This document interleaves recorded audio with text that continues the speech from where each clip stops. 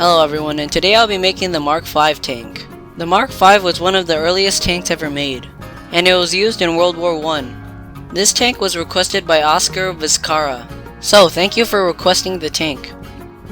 The Mark V tank was a really interesting tank because it's not shaped like any other tank. This tank isn't that hard to make, so let's get on to the tutorial.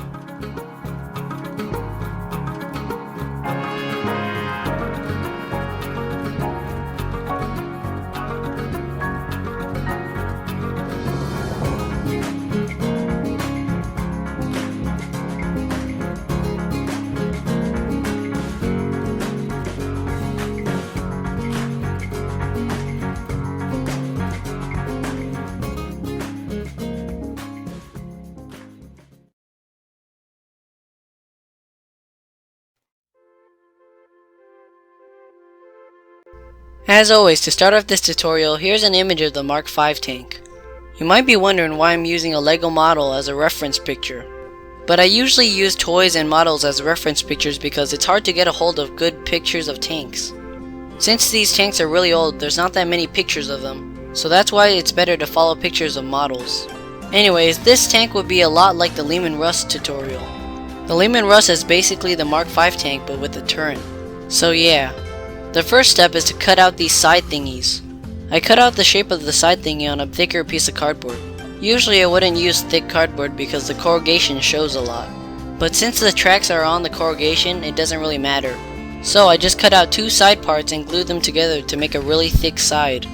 Then I start building the middle. For the middle I get thinner cardboard and just glue it on to the side.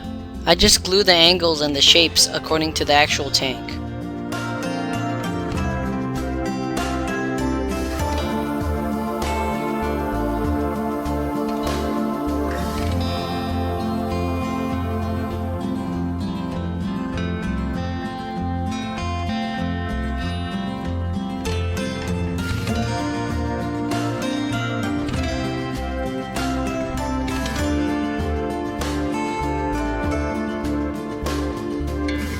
Then when I was done making the middle, I glued on the other side.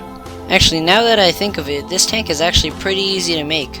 Without the hassle of the turret and the wheels, it's pretty easy. So now it's time to start adding details. For this, I just glue on a bunch of scraps of cardboard onto the tank. This is to make the tank look less smooth.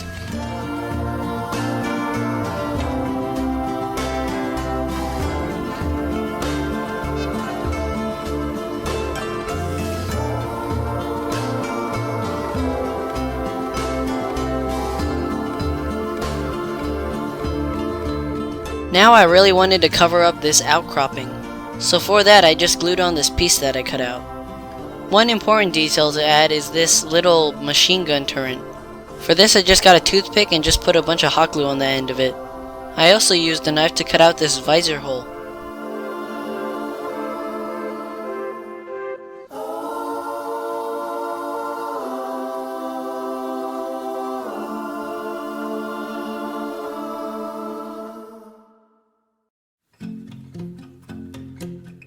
Now it was time to make these side guns. To do this, I just cut out a straight piece of cardboard. Then I bent the cardboard into a trapezoid shape. Then I traced it to glue on the top and bottom of the gun. And finally, to make sure there's a hole for the gun, I cut out this piece. Now it was time to make the actual guns. For this, I rolled up a piece of cardboard to form a cylinder that fits inside the gun socket. Then I glued a cut up cocktail stick to go onto the cylinder. And then I glued the cylinder into place.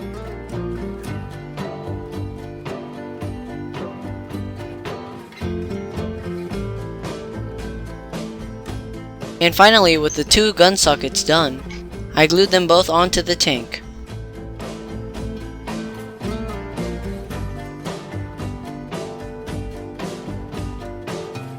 And after that I added more details to the side of the tank. I didn't add these details before because I didn't glue on the gun socket, and I didn't really want to glue on a detail to where the gun socket would be.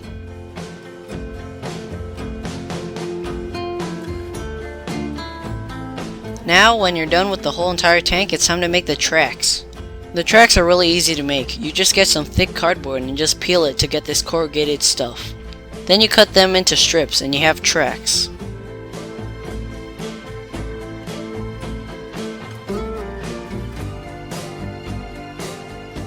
Now I painted the whole entire tank.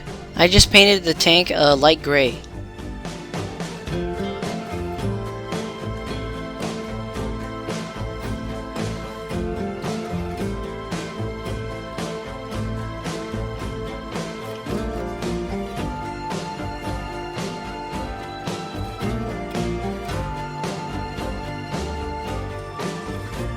And after the tank was painted, I painted the tracks black. And when everything was completely dry, I glued on the tracks.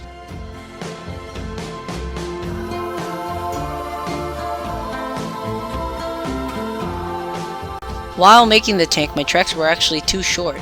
But this is easily fixed by gluing on some extra pieces. And now you're basically done. Dang, that was actually a really short tutorial.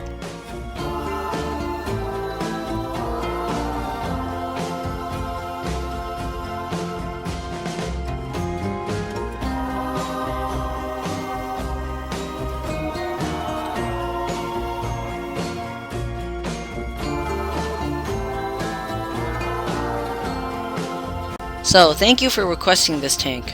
In your comment, you also mentioned your D-Day video, and I did watch it. Your stop motion is pretty good for beginners, but you shouldn't leave your hands in the finished stop motion video. So, thank you all for watching.